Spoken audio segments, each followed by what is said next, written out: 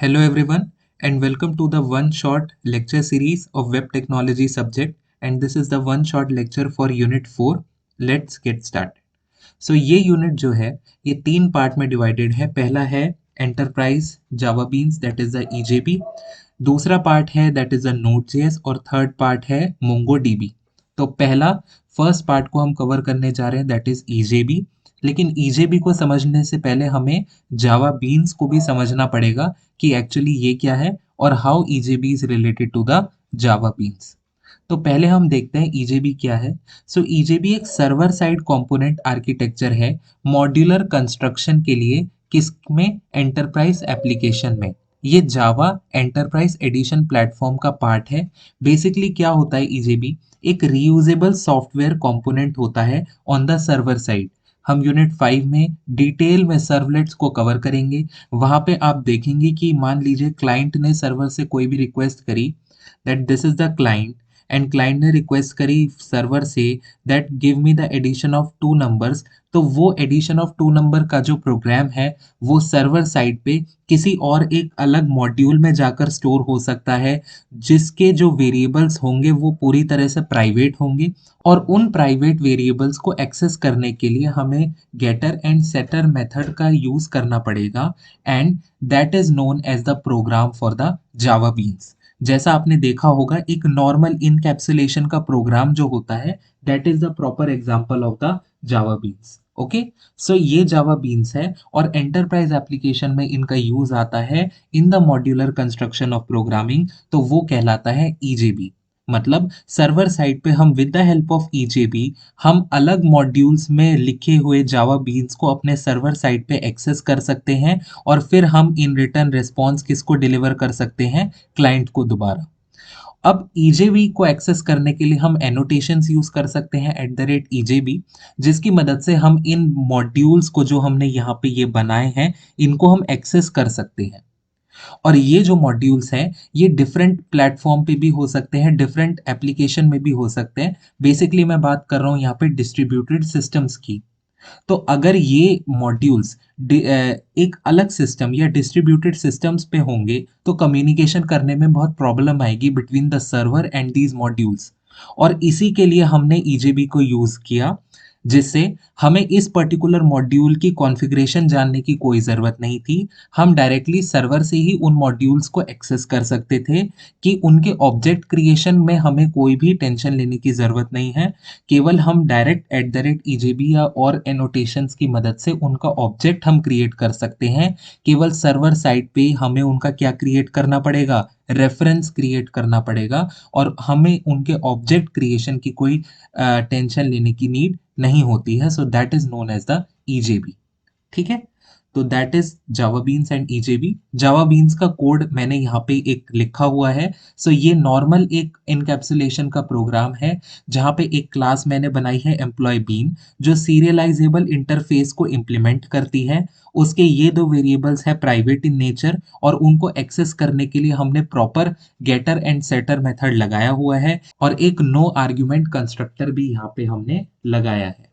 ठीक है, तो यहाँ पे गेटर एंड सेटर मेथड वही सेम, ये आप एक्सेस कर सकते हैं इन्हें ताकि प्राइवेट वेरिएबल्स को. और फिर इन द मेन मेथड क्या करेंगे? हम एम्प्लॉय बीन क्लास का एक हम ऑब्जेक्ट क्रिएट करेंगे.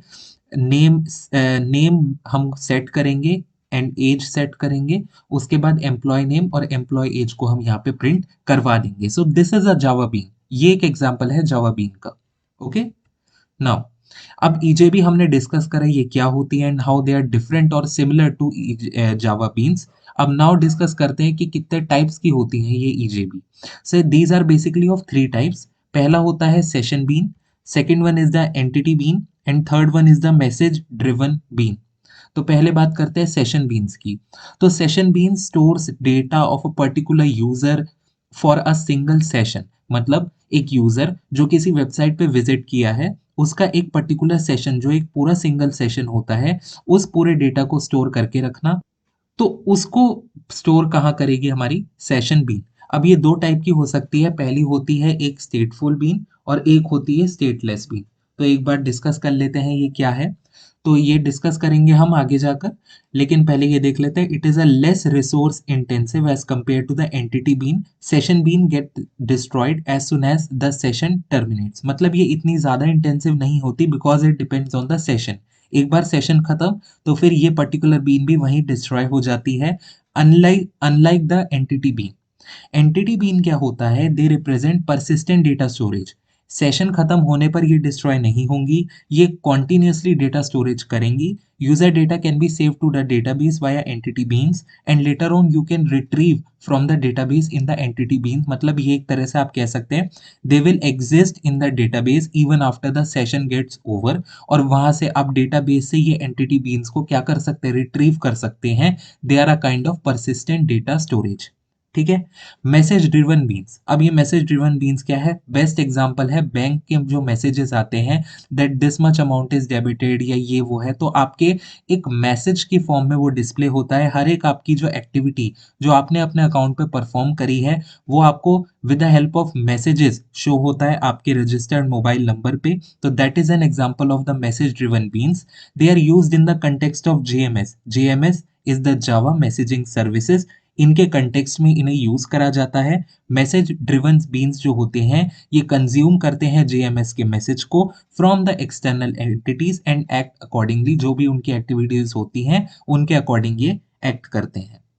अब बात करते हैं, यहाँ पे हमने डिस्कस करा था कि सेशन बीन कितने प्रकार की होती है, stateful and stateless, and there is one more type to it that is a singleton session bean. तो अब डिस्कस करते हैं इन डिटेल कि सेशन बीन्स को डिस्कस करने जा रहे हैं कि ये कितने टाइप्स की होती हैं। और ये तो पहला टाइप होता है सेशन बीन का, that is stateful session bean. Stateful session bean क्या होता है, a stateful session bean maintains a conversational state with the client. It is specific to one client and retains information across multiple method during a session. Stateful session bean क्या होती है, like again एक shopping cart को लेते हैं, like use cases में हम देख सकते हैं एक ई कॉमर्स एप्लीकेशन है उसका एक शॉपिंग कार्ट है, या बैंकिंग के ट्रांजैक्शन हम एग्जांपल में ले सकते हैं कि वो आपकी हर एक एक्टिविटी को क्या करे, रिकॉर्ड करे, और वो सेशन स्पेसिफिक हो और एक्टिवेशन और पैसिवेशन उसके दो की फीचर्स हों। जैसे स्टेट को रिटेन करना, यानी कब यूजर आया, कब उसने लॉगिन करा, कब उसने क्या चीज परचेज करी, क्या चीज कार्ट में पड़ी हुई है, all that things get recorded. तो उसको कहते हैं हम स्टेट रिटेंशन। हर एक एक्टिविटी को रिकॉर्ड करके उनको रिटेंशन उनका करके रखना, so that is known as the state retention. दूसरा होता है सेशन स्पेसिफिक। एक बार वो सेशन पर्टिकुलर सेशन खत्म हो गया तो उसके साथ साथ यूजर की जितनी भी एक्टिविटीज हैं वो भी वहां पे रिकॉर्ड होके खत्म हो जाती हैं। पैसिवेशन एंड एक्टिवेशन का मतलब द कंटेनर कैन पैसिवेट या serialize the bean to free up resources and activate it later. मतलब यूजर अपने हिसाब से, not user sorry, the container अपने हिसाब से रिसोर्सेज को फ्री करेगा और उन्हें बाद के समय के लिए एक्टिवेट भी कर देगा। So that is an example of the stateful session bean. यहाँ शॉपिंग कार्ट और बैंकिंग ट्रांजेक्शन हम यहाँ पे डिस्कस कर चुके हैं। Next is the stateless session bean. Stateless session bean means जिनका एक क्लाइंट स्पेसिफिक इंफॉर्मेशन वो रिकॉर्ड नहीं करते। जैसे आप की फीचर्स में देख सकते हैं, they does not retain client specific information between the method call and they are shared across the client, can be reused by multiple clients. ऐसा नहीं है कि केवल एक ही पर्टिकुलर क्लाइंट के लिए वो चीज रिजर्व है, बहुत सारे मल्टीपल क्लाइंट्स इन्हें यूज कर सकते हैं। एंड पोलिंग इसका एक की फीचर है स्टेटलेस सेशन बीन का, जिसमें beans are pooled by the container and shared among various clients. Stateless session bean की एक बार डेफिनेशन देख लेते हैं, that do not maintain any conversational state between client invocation. It is designed to perform tasks that are independent and do not require a context or a state. Is the basic definition जहाँ पे हम कहते हैं कि they do not maintain any conversational state between client invocations और it is designed to perform tasks that are independent and do not require any context or any state. ये client specific नहीं होती हैं, अपने आप में इंडिपेंडेंट होती हैं और ये कोई कॉन्वर्सेशनल स्टेट क्लाइंट के बीच में और सर्वर के बीच में मेंटेन करके नहीं रखती हैं। इनके यूज केसेस क्या हैं, कैलकुलेशन को परफॉर्म करना या ईमेल नोटिफिकेशन सेंड करना। Basically they are not tracking you continuously unlike the stateful session beans. So that is the main concept.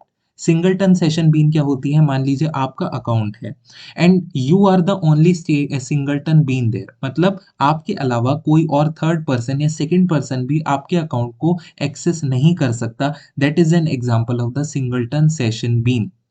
Singleton session bean is instantiated once per application and shared among all client। ये केवल एक ही बार instantiate हो सकती है, बार बार इन beans को instantiate नहीं किया जा सकता। मतलब ये किसी एक ही ऑब्जेक्ट के द्वारा क्या हो सकती है, एक्सेस हो सकती हैं। It is ideal for managing shared resources और performing application wide initialization task.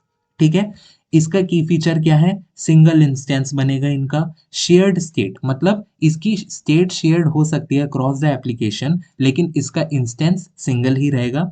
Eager या लेजी इनिशियलाइजेशन का मतलब जब इसका इंस्टेंस बनेगा, जब इसकी नीड होगी तभी ये इनिशियलाइज होगी। एप्लीकेशन के स्टार्ट होते ही ये इनिशियलाइज नहीं होगी, क्योंकि this comes under the category of lazy initialization. Okay, use cases क्या है, कैशिंग फ्रीक्वेंटली एक्सेस डेटा, उनको एक्सेस करना, managing shared resources like a configuration object और a thread pool, shared resources को एक्सेस करना या फिर उनका एक थ्रेड पूल की तरह कॉन्फ़िगरेशन करना, application wide task such as startup और शटडाउन लॉजिक, इनको इन ये सारी जो होती हैं इनको हम एक्सेस नहीं कर सकते हैं, लाइक स्टार्टअप और शटडाउन लॉजिक जो भी आपके पर्टिकुलर सिस्टम के लिए लिख रखा है, क्योंकि ये एक ही बार इंस्टेंस होती हैं ओनली थ्रू द प्रोवाइडर और उनको हम बार बार इंस्टेंशिएट नहीं कर सकते। You can write it as example of the account owner, जिनको आप केवल एक ही बार इंस्टेंशिएट कर पाते हैं, एक पर्सन के अलावा वो अकाउंट किसी के भी द्वारा एक्सेस नहीं होगा। एंटिटी बीन क्या होती है, entity bean are the EJB component. ये क्या होते हैं, ईजेबी कंपोनेंट होते हैं जो परसिस्टेंट डेटा को रिप्रेजेंट करते हैं। Entity bean instance correspond to a single row in the database table, एक डेटाबेस टेबल की एक सिंगल रो को ये कॉरेस्पॉन्ड करते हैं।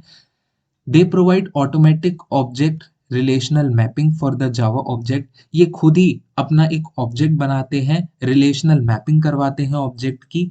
टाइप्स कितने होते हैं एंटिटी बीन के, ये दो टाइप के होते हैं, that is bean managed persistence and container managed persistence. Okay, तो बेसिकली बीन मैनेज्ड में क्या होता है, जो डेवलपर होता है वो राइट करता है सारे डेटाबेस के इंटरेक्शन कोड। जैसे हम एसक्यूएल क्वेरीज राइट करते हैं उसके हिसाब से हम डेटाबेस में कुछ कुछ चेंजेस करते हैं। सो डेवलपर ही यहाँ पे रिस्पॉन्सिबल है डेटाबेस का कोड लिखने के लिए। So that is inside the bean managed persistence. और यहाँ पे कंट्रोल ज्यादा होता है ऑब्वियसली, बिकॉज डेवलपर ही रिस्पॉन्सिबल है सारे कोड को लिखने के लिए, तो वो ही जिम्मेदार रहेगा। लेकिन यहाँ पे क्या है, एफर्ट ज्यादा लगेगा उसकी इम्प्लीमेंटेशन पे। वहीं कंटेनर मैनेज्ड परसिस्टेंस में क्या होता है, as the name suggest, EJB container अपने आप ही डेटाबेस के सारे इंटरेक्शंस को हैंडल करेगा और ये डेवलपमेंट को सिंप्लीफाई कर देगा, because here we don't need to write any SQL queries, या खुद से कोई क्वेरी लिखने की जरूरत नहीं है। लेकिन यहाँ पे साथ ही साथ हमें क्या मिल रहा है, कंट्रोल कम मिल रहा है,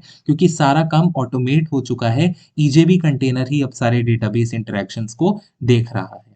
ठीक है, so that is about the types of entity bean. इसके फीचर्स क्या क्या होते हैं, पहला परसिस्टेंस होता है, यानी जावा ऑब्जेक्ट को डेटाबेस से ऑटोमेटिकली मैप कर देता है। शेयर्ड एक्सेस होता है, मल्टीपल क्लाइंट एक साथ डेटाबेस की एंटिटी को, एक पर्टिकुलर एंटिटी को वो एक्सेस कर पाते हैं। ट्रांजैक्शन मैनेजमेंट, यानी डिक्लेरेटिव ट्रांजैक्शन मैनेजमेंट को ये सपोर्ट करता है। लाइफ साइकिल मैनेजमेंट, यानी container manage the life cycle of the bean, जो कंटेनर है वही सारी बीन का, कब ये बीन बनेगी, कब ये बीन को यूटिलाइज होकर ये कब डिस्ट्रॉय होगी, उसकी लाइफ साइकिल, उसका पूरा इंस्टेंशिएशन से लेकर डिस्ट्रक्शन तक जितना भी लाइफ साइकिल है वो मैनेज कौन करेगा, कंटेनर करेगा। प्राइमरी की क्या होती है, जिसमें each entity bean has a primary key to uniquely identify a database row, यानी एक ऐसा हमारे पास एक कंपोनेंट है जिससे हम पूरी डेटाबेस रो को आइडेंटिफाई कर सके। एक ऐसी यूनिक आईडी हमारे पास है, that is known as the primary key, तो वो भी हम एंटिटी बीन में एक एसोसिएट करते हैं। Then I have mentioned some of the components of entity bean. They are not very important to learn, but yes, I have mentioned here so you can see them. Remote interface होता है, home interface, bean class and deployment descriptor होता है। Remote interface में वो सारे method होते हैं जिनको क्लाइंट कॉल कर सकता है। होम इंटरफेस होते हैं जो लाइफ साइकिल मेथड्स को प्रोवाइड करते हैं, like create, find and remove. Bean class क्या होता है? जो बिजनेस लॉजिक या परसिस्टेंस लॉजिक जो होता है उनको इम्प्लीमेंट कर सके। In the unit 1 I have already told about the client server logic कि वहाँ पे 3 लेयर्स होती है in the server side, that is the logic layer, business layer, data layer. So in that business logic layer को जो implement करे वो been class होती है, वो भी एक कंपोनेंट होता है एंटिटी बीन का। डिप्लॉयमेंट डिस्क्रिप्टर यानी Meta data, data about the data जो बीन का स्पेसिफाई कर सके कि ट्रांजैक्शन टाइप, सिक्योरिटी एक्सेट्रा, जो इन चीजों की स्पेसिफिकेशन प्रोवाइड कर सके, that is the deployment descriptor. So these are 4 basic components inside a entity bean. Benefits क्या क्या है और इंपॉर्टेंस क्या है ईजेबी की, so that we are going to see. Simplified development on large scale and enterprise level application, because obviously आपने modular construction की वजह से सर्वर साइड से बेसिक बिजनेस लॉजिक लेयर को सेपरेट कर दिया है, and now you are accessing them with the help of the annotations और विद द ईजेबी। सो यहाँ पे डेफिनेटली हमारी जो डेवलपमेंट है वो बहुत सिंप्लीफाइड हुई है। Application server and EJB container provide most of the system level services. ये बहुत सारी सिस्टम लेवल सर्विसेज अपने आप ही प्रोवाइड कर देता है ईजेबी कंटेनर, जो हमें अलग से अपने कोड में इम्प्लीमेंट करने की जरूरत नहीं होती। That is transaction handling, logging, load balancing, persistent mechanism, exception handling and so on. These are provided by the EJB container. Developer को क्या फोकस करना होता है? केवल बिजनेस लॉजिक पे फोकस करना होता है, एल्स और has been taken care by the EJB. ठीक है। EJB container manage the life cycle of the EJB instances, thus developer need not to worry about them कि भाई मुझे ईजेबी का ऑब्जेक्ट कब क्रिएट करना है, कब डिलीट करना है, वो सारी चीजें ईजेबी कंटेनर के द्वारा वो मैनेज हो जाती हैं। डेवलपर को बस केवल बिजनेस लॉजिक पे फोकस करना होता है। सो बेसिकली अगर एक बार हम गो थ्रू देखें यहाँ पे कि कैसे एक मैप देखें कि कैसे चीजें एग्जीक्यूट हो रही हैं, सो उसमें सबसे पहले ब्राउजर के द्वारा रिक्वेस्ट गई और जेएसपी पेज ने उस रिक्वेस्ट को एक्सेप्ट करा। जेएसपी क्या है? जावा सर्वर पेजेस इसकी फुल फॉर्म है। इसको हम और डिटेल में यूनिट 5 में स्टडी करेंगे। तो जेएसपी पेज इंटरेक्ट करेगा फिर जावा बीन्स के साथ। अब जावा बीन्स क्या है? वही जो मैंने आपको बताया, जिसमें हम बिजनेस लॉजिक अपना सेपरेट कर देते हैं। So that is separately return होता है वहां पे जावा बीन्स को, एक प्रॉपर इनकैप्सुलेशन का कोड आप अभी के लिए मान सकते हैं। तो जेएसपी पेज ने इंटरेक्ट करा जावा बीन्स के साथ और जावा बीन्स इंटरेक्ट करेगा बिजनेस लॉजिक के साथ, क्योंकि इनसाइड द जावा बीन क्या लिखा हुआ है? बिजनेस लॉजिक लिखा हुआ है कि ऐड टू नंबर्स। तो वो ऐड टू नंबर्स का जो पूरा कोड है that is inside the Java beans, जिसको हमने इनकैप्सुलेट कर दिया है और हम उन्हें एक्सेस कर रहे हैं ऑन द सर्वर साइड। और अगर उस बिजनेस लॉजिक को किसी पर्टिकुलर डेटा की रिक्वायरमेंट हुई तो वो with the help of database, वो डेटाबेस से वो एक्सेस करेगा उन सारे डेटा को और फिर वो दोबारा रिस्पॉन्स भेजेगा टू द जेएसपी पेज, और जेएसपी पेज ब्राउजर को क्या भेजेगा? रिस्पॉन्स भेजेगा। ठीक है। So that is the whole working, or you can say the architecture of EJB. So this is the thing. Now ये हमारा यूनिट 4 का पार्ट 1 यहाँ पे कंप्लीट होता है। Now we are moving on to the part 2, that is Node.js, और पहले देखने जा रहे हैं एक इंट्रोडक्शन Node.js का कि एक्चुअली ये है क्या। तो आप सबने जावास्क्रिप्ट पढ़ी हुई है इन द यूनिट 3। तो यूनिट 3 में जब हमने जावास्क्रिप्ट पढ़ी, so JavaScript was running on the browser, browser पे वो रन हो रही थी। बट अगर हम वही जावास्क्रिप्ट को अपने लोकल सिस्टम पे रन कर पाते हैं, that is done with the help of Node.js। Node.js है क्या? एक ओपन सोर्स है, cross platform JavaScript run time environment provide कर सकता है that executes the JavaScript code outside a web browser. अभी तक हम यूनिट 3 में क्या देख रहे थे कि जावास्क्रिप्ट के कोड का जो आउटपुट है वो हमारे कंसोल पे शो होगा, that is inside the web browser show होगा। लेकिन यही कोड अगर हम अपने लोकल सिस्टम पे लाना चाहते हैं, so that is we can do with the help of the Node.js, क्योंकि एक रन टाइम इन्वायरमेंट जावास्क्रिप्ट का प्रोवाइड करता है जिससे हम उस कोड को अपने लोकल होस्ट या लोकल सिस्टम पे भी रन कर सकते हैं। ये किस पर बिल्ट होता है? क्रोम V8 इंजन का ये यूज करता है जिस पे हमारी जावास्क्रिप्ट रन होती है। ये सर्वर साइड स्क्रिप्टिंग को अनेबल करता है और स्केलेबल नेटवर्क एप्लीकेशंस को बिल्ड करने में हमारी हेल्प करता है। इसके फीचर्स क्या हैं? इवेंट ड्रिवन है and non blocking IO model है। Means ideal for building highly scalable and real time application. अगर हमें ऐसी एप्लीकेशन बनानी है जो रियल टाइम एप्लीकेशंस हो और बहुत ज़्यादा स्केलेबल हो, बहुत बड़े बड़े लेवल पे हम उन्हें स्केल कर पाए, सो that is with the help of the node JS. Single threaded architecture होता है, यानी uses an event loop for managing the multiple client request. एक सिंगल ही इवेंट लूप पे वो बहुत सारे क्लाइंट की रिक्वेस्ट एक साथ मैनेज कर देता है। दैट्स वाई इनका नोड जेएस वाली जो एप्लीकेशन है, इनका जो एसईओ टाइम है that is very good. Rich ecosystem with NPM, यानी एनपीएम हम आगे जाके देखेंगे कि क्या है। उसके साथ एक वास्ट लाइब्रेरी है ऑफ रीयूजेबल पैकेज। उसके जब अब एनपीएम को अपने सिस्टम में इंटीग्रेट करते हैं, उससे हमें बहुत सारे एडिशनल फीचर्स मिलते हैं, क्योंकि एक बहुत बड़ी लाइब्रेरी ऑफ रीयूजेबल पैकेजेस हमें यहाँ पे प्रोवाइड करता है नोड। ठीक है। यूज केसेस कहाँ कहाँ नोड हमारे काम आ सकती है। अगर हमें वेब एंड मोबाइल ऐप का बैकएंड बनाना हो, सो हम वहाँ भी इसको यूज कर सकते हैं। रियल टाइम एप्लीकेशन जैसे चैटबॉट हो गया, तो वहाँ भी हम इन्हें यूज कर सकते हैं। रेस्टफुल एपीआईज को भी अभी हम आगे जाकर समझ रहे होंगे, end of course with the help of the IoT application भी हम इन्हें यूज कर सकते हैं। एनवायरमेंटल सेटअप एक बार देख लेंगे अपने सिस्टम पे। अगर आपको नोड डाउनलोड करना है या इंस्टॉलेशन करना है और उसको वेरीफाई करना है, उसके सर्टेन स्टेप्स हैं। Because this is mentioned in the syllabus, so I am covering it here.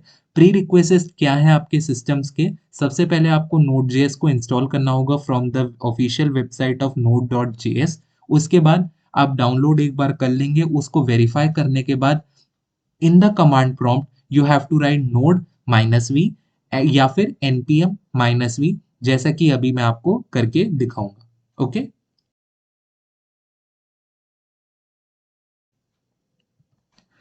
Next, ये चीज हो गई तो आपने देखा कि सक्सेसफुली वहां पे वर्जन लिखा हुआ आ रहा था। So setting up a basic Node JS project आप कैसे सेटअप कर पाएंगे? पहले आपको प्रोजेक्ट डायरेक्टरी क्रिएट करनी होगी यूजिंग दिस कमांड mkdir, और अपनी नोड एप्लीकेशन का नाम, then cd, then my node app. मतलब cd मतलब you are going inside the directory, और वहां से आप उस पर्टिकुलर डायरेक्टरी में जाके अपने प्रोजेक्ट को क्रिएट कर सकते हैं। उसको इनिशियलाइज करने के लिए आपको लिखना होगा npm init, और एक बेसिक स्क्रिप्ट आप लिख कर देख सकते हैं इन the command prompt, that is console.log hello node.js। Run the script, उसको रन करने के लिए node app.js लिखना होगा। सो ये हुआ आपका बेसिक कि आप एक नोड जेएस का प्रोजेक्ट कैसे बना सकते हैं। नेक्स्ट जो टॉपिक है दैट इज आरईपीएल टर्मिनल, या आरईपीएल टर्मिनल है क्या बेसिकली?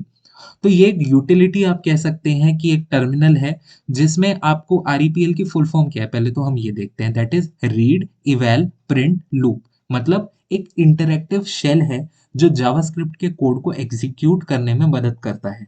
अभी शायद आपको आरईपीएल समझ में ना आए, बट एक बार अब हम टर्मिनल पे जाके देखते हैं कि बेसिकली व्हाट इज आरईपीएल। तो अब देखने जा रहे हैं what is meant by Node REPL.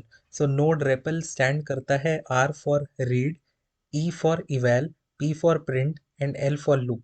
यानी अगर हम अपने टर्मिनल को, बेसिक कमांड प्रॉम्प्ट टर्मिनल को एक ऐसे टर्मिनल में कन्वर्ट कर पाएँ जहाँ पे हम अपना जावास्क्रिप्ट का कोड लिख सके, सो वो हमारे फंक्शनैलिटी प्रोवाइड करता है रेपल, नोड का रेपल। तो यहाँ पे हम उसको एग्जीक्यूट करने के लिए सिंपली नोड लिखेंगे, and now we have entered into the node REPL. और यहाँ पे आप नॉर्मल अपना जावास्क्रिप्ट का कोड लिख सकते हैं, that is if I right console.log hello। तो यहाँ पे अब मैं उसको सक्सेसफुली अपने जावास्क्रिप्ट कोड को एग्जीक्यूट कर पा रहा हूँ, और मेरे पास यहाँ पे आउटपुट भी आ रहा है हेलो। और if I do 1 + 2, so that gives me the output of 3। तो रेपल का बेसिक मीनिंग ही यही है कि रीड करो इनपुट को, दैट इज आर, ई करो यानी इवेल्युएट करो उस आउटपुट को, एंड देन उसी पर्टिकुलर आउटपुट को प्रिंट करो, एंड देन लूप यानी तैयार हो जाए टर्मिनल हमारा नेक्स्ट इनपुट को रीड करने के लिए। So this is the basic thing और the basic concept related to the node REPL. अब बात करते हैं npm। जो पहले भी हमने देखा था कि नोड के साथ एक लाइब्रेरी आती, that is the npm default package manager जो होता है नोड का, that is node package manager. ये नोड के साथ ही इंस्टॉलेशन में आता है। ये क्या चीज अलाउ करता है और ये क्या एक्स्ट्रा प्रोवाइड करता है डेवलपर्स को? तो ये इंस्टॉल, शेयर और रीयूज कोड करने में बहुत काम आता है। ये प्रोजेक्ट की डिपेंडेंसीज को मैनेज करने में बहुत ज़्यादा काम आता है। To publish and maintain open source node JS project, हम npm का यूज करते हैं। वर्ल्ड की one of the most largest library हमें npm प्रोवाइड करता है। अप्रॉक्स पता नहीं तो कितने 2 पॉइंट समथिंग मिलियन पैकेजेस इसमें जो है इंस्टॉल्ड हुए थे लाइव npm में, जो इसे one of the largest libraries अभी बनाता है। So definitely it provides very much to the developers. Important files क्या क्या है npm में, तो एक बार देख लेते हैं। पैकेज डॉट जेसन एक फाइल होती है। ये कॉन्फ़िगरेशन फाइल होती है जो डिफाइन होती है प्रोजेक्ट, और उसकी डिपेंडेंसीज इसके अंदर डिफाइन होती है। इसके क्या क्या कंटेनर के कंपोनेंट्स होते हैं, मेटा डेटा एंड डिपेंडेंसीज होता है, जैसे क्या क्या नाम है उसका, वर्जन, डिस्क्रिप्शन, ऑथर क्या है, लाइसेंस क्या है वगैरह। और उस पर्टिकुलर फाइल में या उस जेसन की फाइल में क्या क्या पैकेजेस हैं, तो वो आपके मेंशन होते हैं इनसाइड द डिपेंडेंसीज। देन दूसरी इंपॉर्टेंट फाइल होती है पैकेज लॉग डॉट जेसन। ये क्या करता है, एग्जैक्ट वर्जन को रिकॉर्ड करता है और कौन सी डिपेंडेंसीज आपके सिस्टम्स में इंस्टॉल्ड हैं उनको ही रिकॉर्ड करेगा और इंश्योर करेगा consistent installation across the various environment. यहाँ एक एग्जांपल मैंने लिख रखा है पैकेज डॉट जेसन का, जहाँ पे पहला आप देख सकते हैं कि मेटा डेटा आपका inside the curly braces show हो रहा है, and then we have the dependencies कि कौन से वर्जन है, तो यहाँ पे एक्सप्रेस है ऑफ द वर्जन दिस। और उसके बाद मेटा डेटा क्या है, माई प्रोजेक्ट नाम का इसका नाम है, उसका वर्जन ये है, उसका डिस्क्रिप्शन आपने दिया हुआ है, देन स्क्रिप्ट्स एंड ऑल। सो ये सारी चीजें एक एग्जांपल है आपका पैकेज डॉट जेसन का। ठीक है। अब कॉल बैक क्या होता है, तो कॉल बैक इज नथिंग, ये सारे मतलब कंसेप्ट हैं नोड के जो हमें आने चाहिए। तो एक बार देख लेते हैं कि कॉल बैक क्या होता है। Call back is a function pass as an argument to another function. Simple right, मतलब कॉल बैक क्या है, एक फंक्शन के अंदर आप एक दूसरा फंक्शन पास कर दीजिए, that is known as the call back in very layman and simple terms. तो दोबारा से पढ़ते हैं, a call back is a function, वो एक फंक्शन है that is passed as an argument, जो एक आर्ग्यूमेंट की तरह पास हुआ inside another function, that is executed after the completion of the task और operation. Callbacks are most commonly used in Node.js to handle asynchronous functions like HTTP request हो गया, handling events हो गया, और जितने भी ऐसे asynchronous operations होते हैं Node.js में, उनको handle करने के लिए हम callbacks का बहुत ही commonly use करते हैं। तो callbacks इतनी important क्यों है?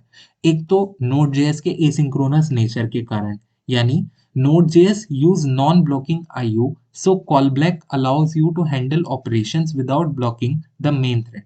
मेन थ्रेड जिस पे एग्जीक्यूशन परफॉर्म हो रहा है उसको ब्लॉक करे बिना IO यानी इनपुट आउटपुट ऑपरेशंस को परफॉर्म करने की फंक्शनैलिटी हमें कौन प्रोवाइड करता है, कॉलबैक फंक्शन। और ये इवेंट ड्रिवन होता है, यानी इवेंट्स को हैंडल करना जब हम नोड जेएस में बात करते हैं, तो वो एक बहुत ही क्रूशियल फीचर होता है जो कॉलबैक हमें प्रोवाइड करता है। अभी इतना क्लियर नहीं हुआ होगा, एक एग्जांपल यहाँ पे देखते हैं।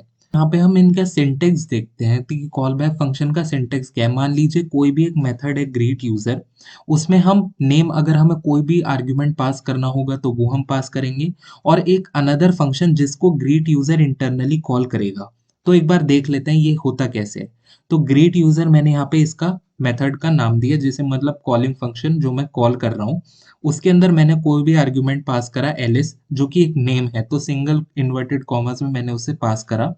और फिर एक दूसरा फंक्शन मैंने यहाँ पे लिखा डिस्प्ले ग्रीटिंग, ये एक दूसरा फंक्शन है जिसको मैं ग्रीट यूजर के अंदर से कॉल कर रहा हूँ। अब क्या होगा, डिस्प्ले ग्रीटिंग जाएगा अपने ही मेथड की डेफिनेशन के पास कि डिस्प्ले ग्रीटिंग आखिर कहाँ पे डिफाइन हो रखा है, और डिस्प्ले ग्रीटिंग ने मुझे दिया कि एक नेम को एक्सेप्ट करता है एज अ पैरामीटर। तो मैंने यहाँ ऑलरेडी एलिस नेम पास कर रखा है, सो इस नेम में एलिस यहाँ पे पास हो जाएगा। और फिर console dot log hello plus name, name किसका जाएगा, एलिस का, और कॉल किसके थ्रू हो रहा है, ये ग्रीट यूजर के थ्रू। तो console dot log hello Alice कब प्रिंट होगा, जब हम ये वाली लाइन एग्जीक्यूट करेंगे, that is greet user Alice और फिर डिस्प्ले ग्रीटिंग। तो ये होता है कॉल बैक मेथड, जहाँ पे हम कॉल बैक यूज कर रहे हैं inside a function. Call back है क्या, एक दूसरा फंक्शन जिसको हम एज अ आर्ग्यूमेंट यूज कर रहे हैं inside another function. So hope with this example callback is very much clear to you. Okay. अब बात करते हैं इवेंट क्या होता है, इवेंट मॉड्यूल इन Node.js, और ये कैसे हमें इवेंट्स को हैंडल करने में यूज होता है। ओके, सो उससे पहले हम सबसे पहले इसका कोड देखते हैं, then we will move on to the theory. नहीं तो लगेगा कि कुछ भी थ्योरी में समझ में नहीं आया। तो एक एग्जांपल लेते हैं इवेंट का। सो बेसिकली आप मान लीजिए किसी रेस्टोरेंट में आप गए and you ordered a pizza, और वहाँ पे पिज्ज़ा आपने जब ऑर्डर करा, देन आप मान लीजिए कि आपने इवेंट को एमिट करा, मतलब आपने उस इवेंट को एमिट करा बाय ऑर्डरिंग अ पिज्ज़ा, और उस इवेंट को जिसको आपने अभी अभी एमिट करा था उसको हैंडल करने के लिए कोई होना चाहिए ना, जैसे आपने ऑर्डर करा फॉर अ पिज्ज़ा, और फिर जो पर्टिकुलर शेफ है उसने आपके ऑर्डर को रिसीव करा and he starts baking that pizza for you. So उसने जब वो पिज्ज़ा का ऑर्डर आपका एक्सेप्ट करा और जब पिज्ज़ा बनाना शुरू करा उसने, means the your event has been successfully handled. तो उस इवेंट को सबसे पहले आपने एमिट करा with the help of the emit method. तो आप देख सकते हैं कि कुछ तो यहाँ पे एमिट हुआ है, और फिर उसके बाद इवेंट को पर्टिकुलरली हैंडल करा गया बाय द ऑन मेथड, है ना। तो इवेंट को हैंडलिंग हुई विद दिस मेथड, और इवेंट एमिट किससे हुआ, with the help of this method. अब शुरू से देखते हैं ये हुआ क्या। सबसे पहले हमें किसी भी चीज को इंपोर्ट करना होता है तो हम रिक्वायर मेथड का यूज करते हैं इनसाइड द नोड। तो हमने रिक्वायर मेथड की मदद से इवेंट्स का मॉड्यूल अपने नोड में क्या करा, इंपोर्ट करा। अब ये जो इवेंट्स है ये रिटर्न करता है एक इवेंट एमिटर क्लास को, ठीक है। तो इवेंट एमिटर ही मैंने उस कॉन्स्ट वेरिएबल का नाम यहाँ पे रख दिया है। और क्योंकि इवेंट एमिटर एक क्लास है तो मैं इसका एक ऑब्जेक्ट बना सकता हूँ यूजिंग द न्यू कीवर्ड। तो मैंने इसका इंस्टेंशिएट करा इस पर्टिकुलर क्लास को, that is the event emitter, और इसको रखा मैंने inside a const my emitter के अंदर, ठीक है। ये इसका रेफरेंस वेरिएबल हो गया। अब इस रेफरेंस वेरिएबल के द्वारा अब मैं उस पर्टिकुलर इवेंट को ट्रिगर करूंगा। मैं उस पर्टिकुलर इवेंट को ट्रिगर कर रहा हूं यहाँ पे with the help of emit function. और इमिट फंक्शन में मैं दो यहाँ पे पैरामीटर्स पास कर रहा हूँ। पहला ग्रीट, जो मुझे यहाँ से ट्रेस करवाना है, जिसकी मुझे यहाँ पे मैपिंग करवानी है, और दूसरा मैं एक आर्ग्यूमेंट यहाँ पे पास कर रहा हूँ जो होगा मेरे नेम में जाके स्टोर।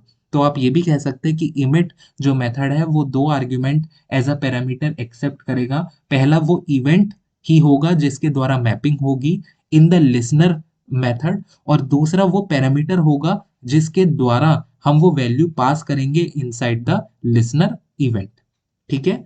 अब जैसे ही ये इवेंट को हमने ट्रिगर सक्सेसफुली कर लिया तो कंसोल जाएगा सीधा इवेंट लिसनर के पास कि किसी ने इवेंट थ्रो करा है। Now we have to catch that event. In the very layman terms you can understand it like this कि हम उसे इवेंट को कैच कर रहे हैं, उस इवेंट को हम लिसन कर रहे हैं। तो माई एमिटर जो हमने रेफरेंस वेरिएबल था उसको डॉट ऑन मेथड की मदद से हमने उसको कॉल करा, इवेंट पास करा कि क्या इवेंट है। तो ग्रीट हमारा इवेंट था, नेम में क्या जाएगा, एलएस नेम जाएगा, और कंसोल लॉग प्रिंट हो जाएगा हेलो, और डॉलर साइन का मतलब उस पर्टिकुलर वैल्यू को हम फेच कर लेंगे तो यहाँ पे क्या लिखा हुआ आ जाएगा, एलिस, ठीक है। सो this is about the particular code. और अब हम मूव करते हैं थ्योरी पे। अब आपको ज्यादा अच्छे से यहाँ पे समझ में आएगा।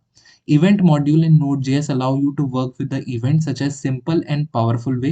Events को बहुत अच्छे से हैंडल करता है based on the event emitter class. आपने देखा इवेंट मॉड्यूल को जैसे ही हमने रिक्वायर मेथड की मदद से इंपोर्ट करा अपने सिस्टम में, तो उसने क्या रिटर्न करा, एक इवेंट एमिटर क्लास यहाँ पे उसने यहाँ पे हमें रिटर्न करी। तो वही यहाँ पे बोल रहा है इवेंट एमिटर क्लास को प्रोवाइड क्या करती है, हमें कोर मेथड्स प्रोवाइड कर सकती है कस्टम इवेंट हैंडलिंग के लिए, जो कि हमने देखा डॉट एमिट या डॉट ऑन, ठीक है।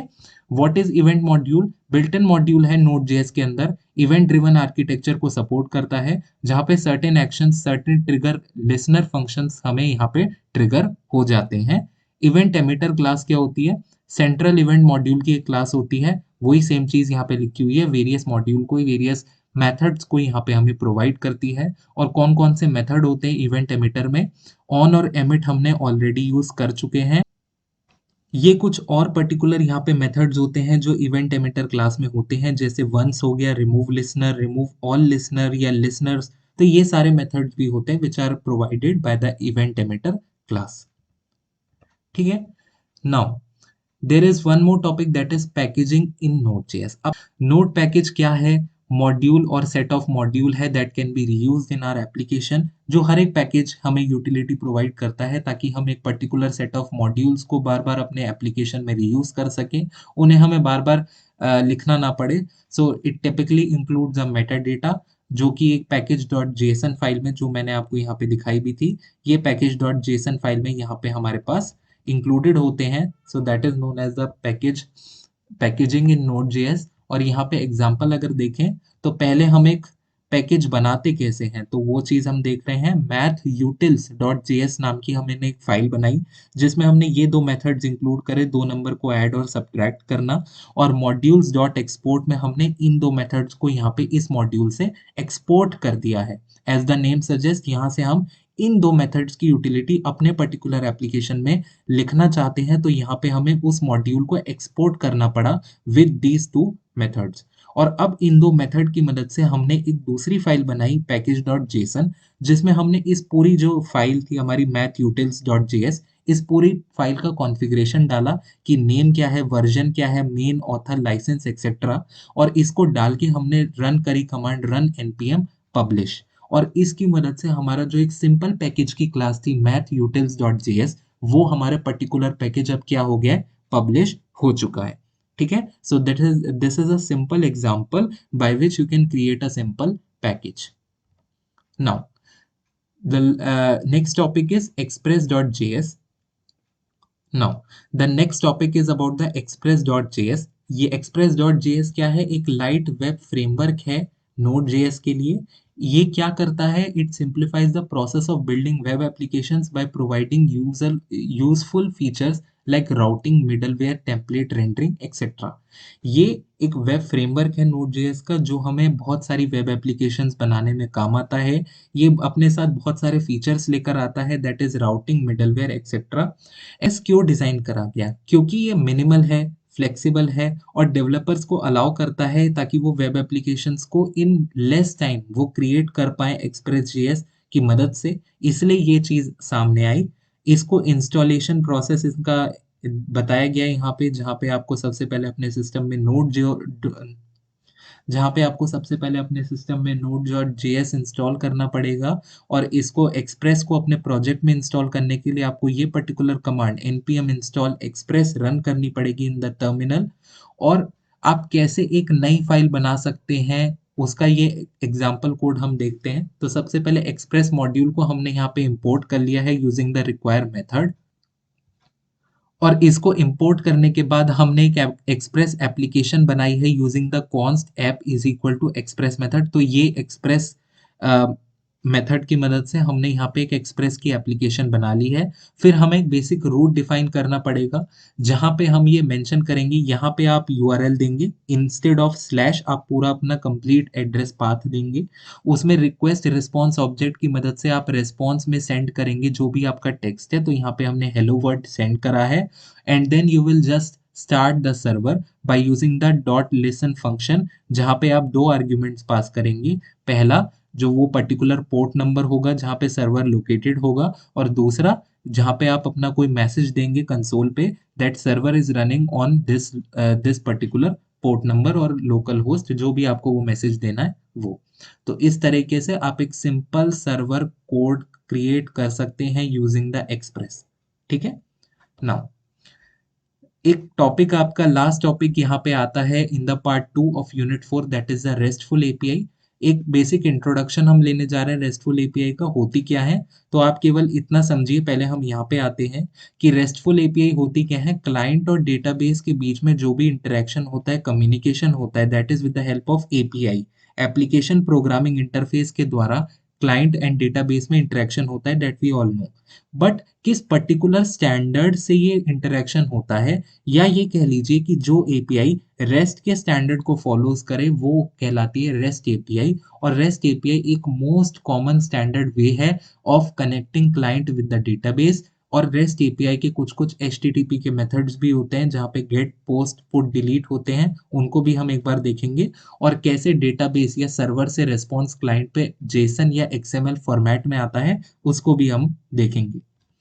तो रेस्टफुल एपीआई है क्या? एक वेब सर्विस है जो फॉलो करती है principal of rest architecture. Rest के कुछ पर्टिकुलर सेट ऑफ आर्किटेक्चर होते हैं जो मैंने यहाँ पे प्रिंसिपल्स ऑफ रेस्ट में मेंशन किए गए हैं।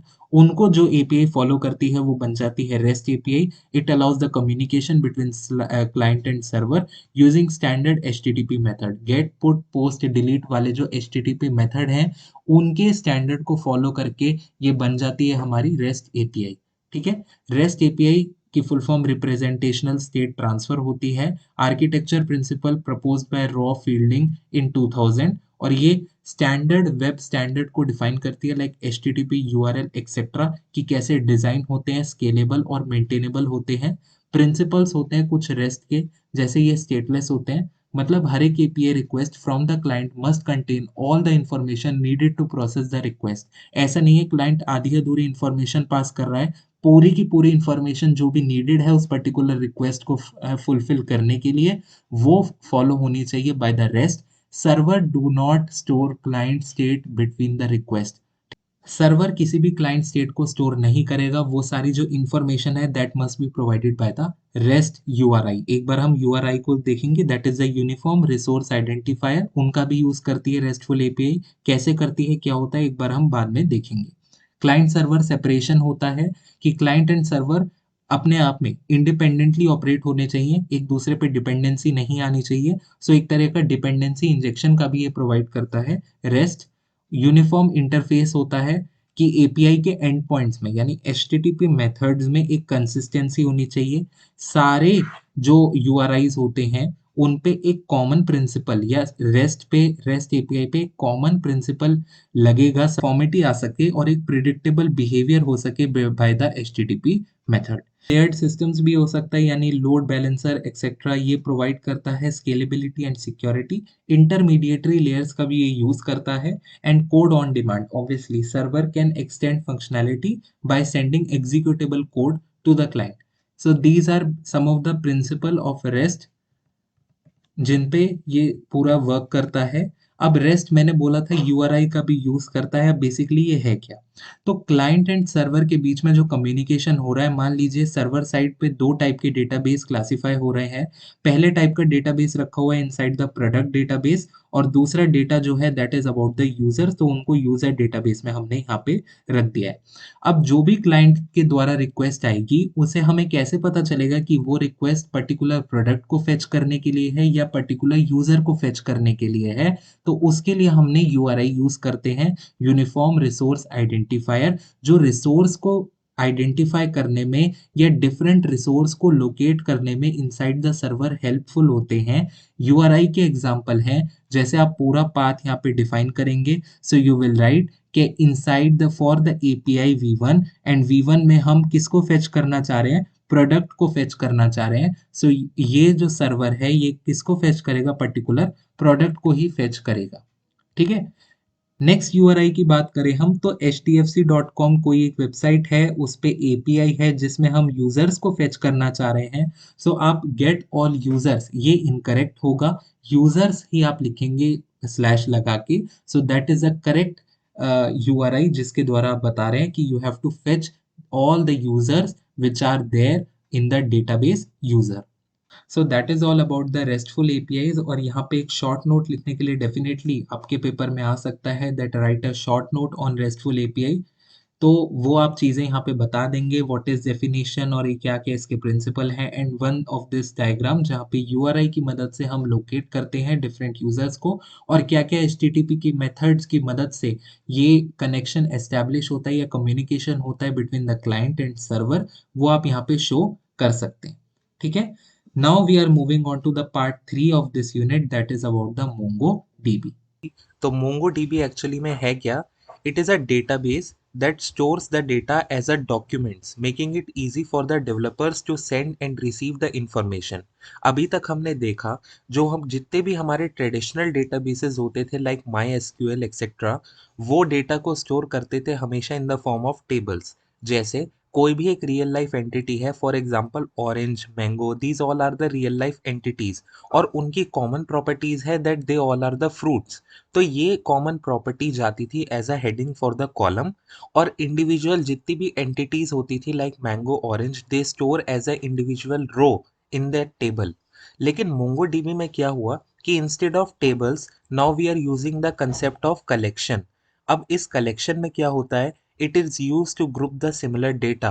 Each entry in the collection is called a document. अब यहाँ पे हर एक एंटिटी हम एक रो या एक कॉलम के फॉर्म में टेबल्स में स्टोर नहीं करेंगे, but we will store it as a document. So what rows in traditional database is documents are in MongoDB. जैसे ट्रेडिशनल डेटाबेसेस में जो इम्पोर्टेंस रो की होती थी, वही इम्पोर्टेंस मोंगोडीबी में यहाँ पे किसकी है, डॉक्यूमेंट्स की है. A document stores the information as a key value pair like in a JSON format. जैसे वहां पर हमारी वैल्यूज की वैल्यू पेयर में स्टोर होती थी, लाइक दैट ओनली मोंगोडीबी में भी यहाँ पे हमारी इंफॉर्मेशन किस पेयर में स्टोर होगी, like in the key value pair. मान लीजिए वी हैव रिटर्न की एज द सब्जेक्ट, तो सब्जेक्ट की वैल्यू क्या होगी, फॉर एग्जाम्पल वेब टेक्नोलॉजी, उसका जो सब्जेक्ट कोड है इट इज अ की, और what is the corresponding value, BCS 502. So like this. पर यहाँ डिस्टिंक्शन देख लेते हैं between the my SQL and the MongoDB. तो यहाँ पे क्या है, दोनों ही डेटाबेस हैं. MySQL is also a database and MongoDB is also a database. MySQL किस में स्टोर करता है एंटिटीज को, in the form of tables, और MongoDB in the form of collection. दोनों में इंडेक्सिंग होती है. माई एसक्यूएल में क्या यूज होता है, रोज का यूज होता है टू स्टोर द डेटा, और मोंगोडीबी में बीसन डॉक्यूमेंट का यूज होता है टू स्टोर द डेटा. अब what is this BSON, it is actually binary JSON. JSON format का ही एक बाइनरी वर्जन को कहलाता है BSON document. It is use to store the data in the MongoDB. अब हम एक बार अपने सिस्टम में मोंगोडीबी कंपास के थ्रू समझने की कोशिश करते हैं कि इसमें हम कैसे एक डेटाबेस क्रिएट कर सकते हैं, उस पर्टिकुलर डेटाबेस में कैसे हम कलेक्शंस बना सकते हैं, और उन कलेक्शंस में कैसे हम वेरियस ऑपरेशन को परफॉर्म कर सकते हैं. So now we have downloaded MongoDB compass in our system and we are at the home page. तो यहाँ पे हम सीखेंगे कि कैसे हमें डेटाबेस को क्रिएट करना है, कैसे कलेक्शंस उसके अंदर बनाने हैं, and so on and so fourth.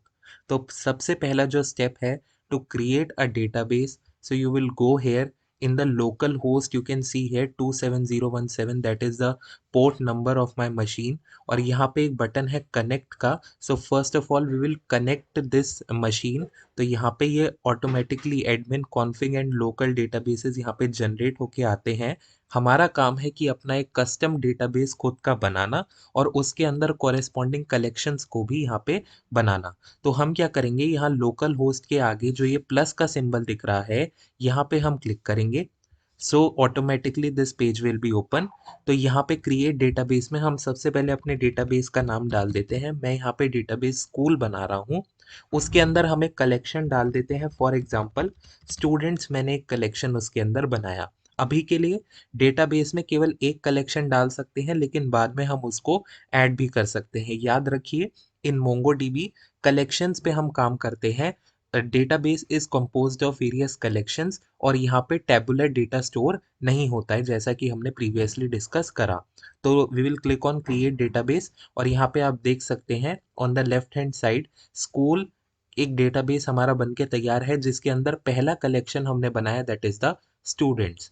अब स्कूल डेटाबेस में हम और कलेक्शन को भी ऐड करना चाहते हैं. So then again we will click on the plus symbol, और यहाँ पे लेट सपोज हम टीचर्स नाम का भी एक कलेक्शन यहाँ पे बनाना चाहते हैं. So we will click on create collection, और अब आप देख सकते हैं हमारे पास स्टूडेंट नाम के डेटाबेस में हमने दो कलेक्शन यहाँ पे बना लिए, that is the students and the teacher. अब हम स्टूडेंट्स वाले जो कलेक्शन है, सबसे पहले उसमें हम डेटा ऐड करते हैं. तो डेटा ऐड करने के यहाँ पे दो ऑप्शन है. पहला इंपोर्ट जेसन या CSV फाइल, या तो आप वो कर सकते हैं की वैल्यू पेयर में, या फिर इंसर्ट डॉक्यूमेंट. सिंपली आप एक अपना ब्लैंक डॉक्यूमेंट लेकर उसमें भी स्क्रैच से कमांड लिख सकते हैं. So we will prefer going with the insert document, और यहाँ पे जो भी पहले से लिखा हुआ है उसे हम रिमूव कर देंगे. पहली एंट्री हमने करनी है तो कर्ली ब्रेसेस को हम यहाँ स्टार्ट करेंगे क्योंकि की वैल्यू पेयर में ही हमारा डेटा जाएगा। और मान लीजिए क्योंकि हम स्टूडेंट्स के अंदर हैं, यहाँ पे आप देख सकते हैं कलेक्शन आप स्कूल डेटाबेस के स्टूडेंट कलेक्शन में है। तो यहाँ पे एक स्टूडेंट का नाम हम रख लेते हैं, मान लीजिए उसका नाम है एबीसी। उसके बाद फिर उसकी हम एक एज डिफाइन कर देंगे यहाँ पे, let's suppose the age is 18। Then we will have कि वो कौन सी क्लास में है, तो we will say that he is in 9th class. ऐसे करके हमने यहाँ पे एक एंट्री बनाई एक स्टूडेंट की, कॉमा लगा के दूसरे स्टूडेंट की एंट्री बनाएंगे इन द सिमिलर मैनर। तो यहाँ से I will just copy the details और यहाँ पे पेस्ट करके एबीसी और यहाँ पे एक्स वाई जी कर देते हैं इसको। लेट्स सपोज इसकी एज 19 कर देते हैं, ही इज इन क्लास 10th। दो एंट्रीज आ गई हैं, यहाँ पे कॉमा लगाना इज द मैंडेटरी। तो एक से ज्यादा एंट्रीज होती है तो हम उसे एरे की तरह स्टोर करते हैं। देखिए एरे चला गया है और यहाँ पे हम सिंपली यहाँ पे इंसर्ट पे क्लिक कर देंगे। इंसर्ट पे क्लिक करने के बाद आप देख सकते हैं इन दोनों एंट्रीज की एक कॉरेस्पॉन्डिंग आईडी भी जनरेट होकर आई है, that is the unique ID जो उसने मोंगोडीबी ने ऑटोमेटिकली हर एक एंट्री को वो प्रोवाइड करता है। सिमिलरली हम टीचर्स के कलेक्शंस में जाके भी ऐड डेटा करेंगे, इंसर्ट डॉक्यूमेंट पे क्लिक करेंगे और यहाँ पे हम इसको सब क्लियर करके हम पहले लिखेंगे कि उस पर्टिकुलर टीचर का नेम, डबल एस्ट्रिक्स में लिखते हैं नेम उसका, तो एमएनओ कोई भी नाम रैंडमली आप ले सकते हैं। उसके बाद सब्जेक्ट उनका डिफाइन करेंगे, सब्जेक्ट मैटर क्या पढ़ाते हैं, तो मैथ्स हम कर देते हैं, मिनट मैथ्स लिख दिया हमने। और उसके बाद एक्सपीरियंस भी हम उनका एंटर करवा लेते हैं, so let's suppose experience is 10 years. उसके बाद कॉमन लगा के एक और टीचर की हम एंट्री यहाँ पे कर देते हैं, अगेन कॉपी एंड पेस्ट। तो यहाँ पे एमएनओ हो गया, तो पीक्यूआर रख दीजिए, कुछ भी नाम रख दीजिए। मैथ्स के बाद आप फिजिक्स रख दीजिए। देन एक्सपीरियंस में हम उसका 9 ईयर्स कर देते हैं, एरे की फॉर्म में स्टोर होगा तो ब्रैकेट्स यहाँ पे लगा देते हैं, स्क्वायर ब्रैकेट्स। तो अब चलते हैं अपने मोंगोडीबी शेल की तरफ। तो यहाँ टॉप राइट कॉर्नर पे आप देख सकते हैं ओपन मोंगोडीबी शेल का एक ऑप्शन है, यहाँ पे क्लिक करेंगे तो यहाँ पे कुछ पहले से प्री डिफाइंड कमांड्स लिखी हुई आ रही हैं जिसमें लिखा है यूज स्कूल। तो स्कूल हमारे डेटाबेस का नाम है, उसके आगे यूज कमांड है, मतलब हमें इस पर्टिकुलर डेटाबेस को यूज करना है।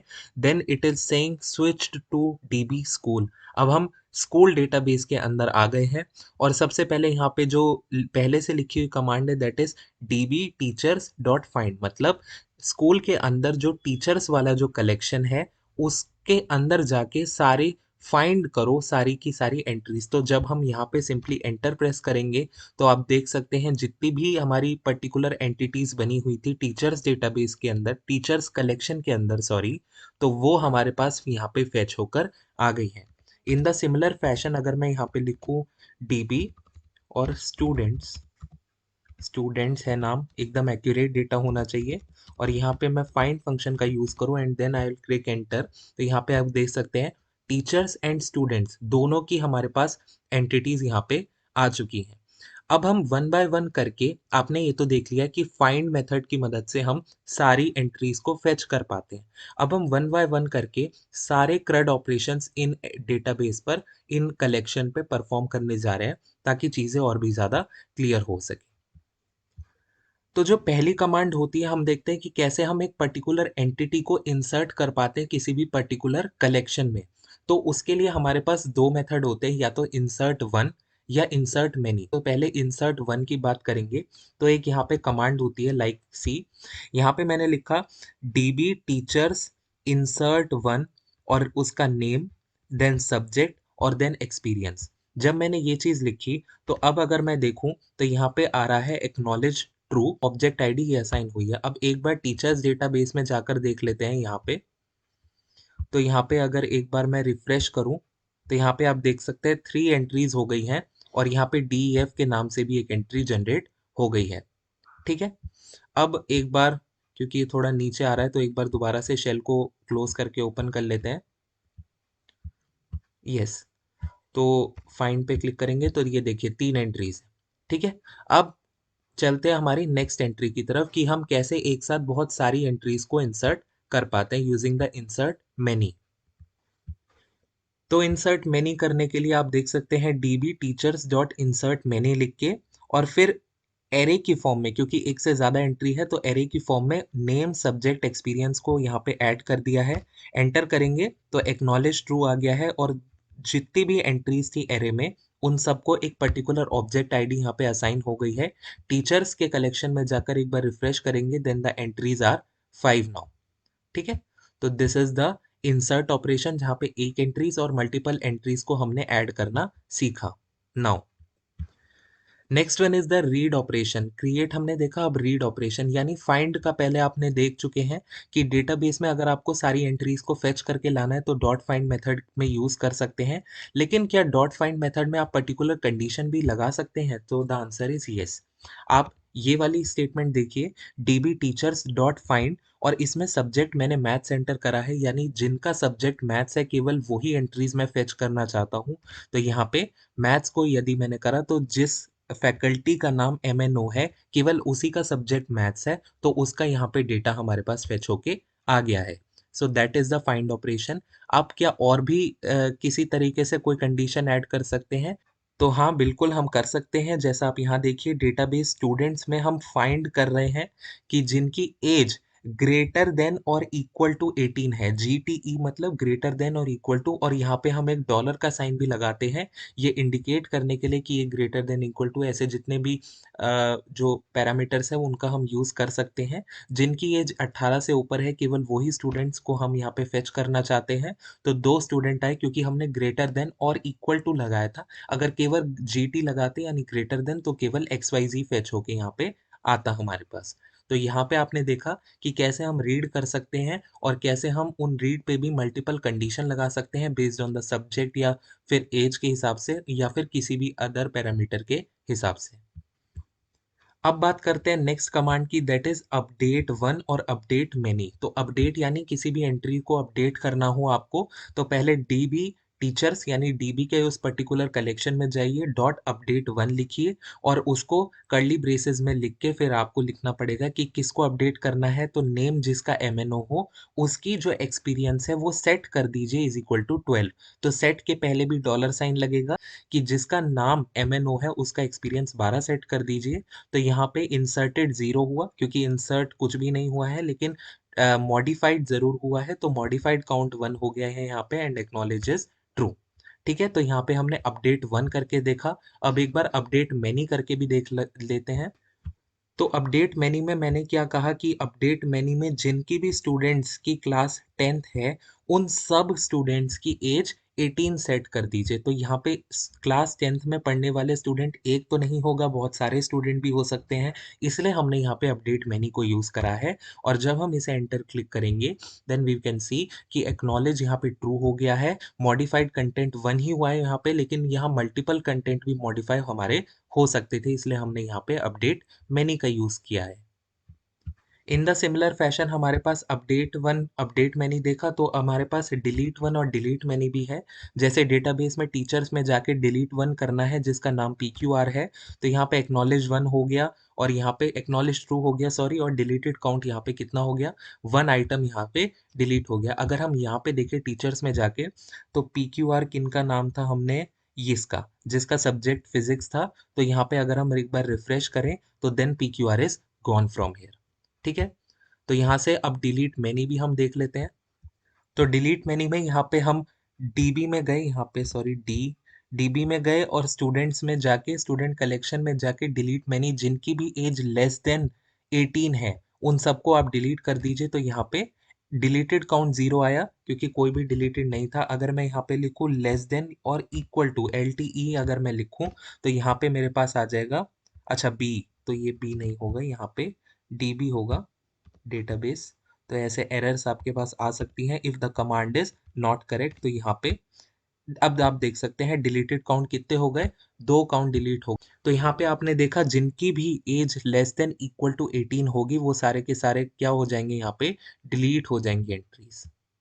अच्छा, अब अगर आपको डॉक्यूमेंट्स को सॉर्ट करना हो तो यहाँ पे हम देख सकते हैं कि डीबी टीचर्स में अगर हम पहले तो सारी एंट्रीज को फेच कर लेंगे यूजिंग द फाइंड, और उसके बाद सॉर्ट में हमने लिखा है experience is equal to 1।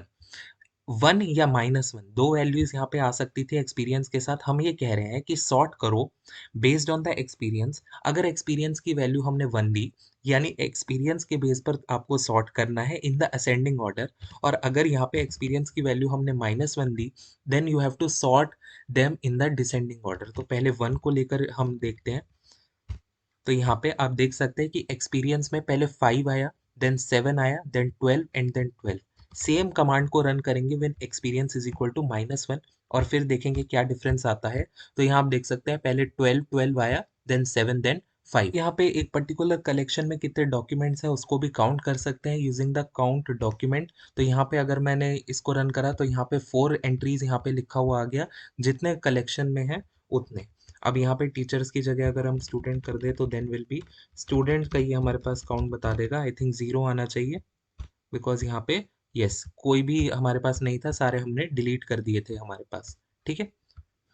And finally आप यहाँ से ड्रॉप भी कर सकते हैं एक पर्टिकुलर डेटाबेस में जो भी कलेक्शन है उसको अगर आपको ड्रॉप करना है तो आप यहाँ से भी ड्रॉप कर सकते हैं। तो ट्रू आ गया तो यानी टीचर्स का आपका सारा जो जितना भी कलेक्शन था वो सब ड्रॉप हो गया है। आप देख सकते हैं this collection has no data. तो सारा डेटा आपका खत्म हो चुका है। आपको अगर एक पर्टिकुलर डेटाबेस को डिलीट करना है तो आप यहाँ से भी स्कूल डेटाबेस के आगे प्लस सिंबल के बराबर में यहाँ पे डिलीट का साइन लिख रहा है, that is a drop database. इसको अगर आप डिलीट ही करेंगे पूरे डेटाबेस को तो आपको उसका एग्जैक्ट नेम यहाँ पे टाइप करना पड़ेगा फॉर सिक्योरिटी रीजंस। और यहाँ पे आप जैसे ही ड्रॉप डेटाबेस पे क्लिक करेंगे तो आपका पूरा का पूरा यहाँ पे डेटाबेस खत्म हो जाएगा। जो आप यहाँ देख सकते हैं on the left hand side पूरा डेटाबेस यहाँ पे ड्रॉप हो चुका है। ठीक है। So that is it about the basic commands of the MongoDB. I hope this lecture was useful to you, and with this we have completed the one shot unit 4. And with this we have completed the one shot lecture for unit 4 WebTech. Keep learning, keep smiling. Thank you.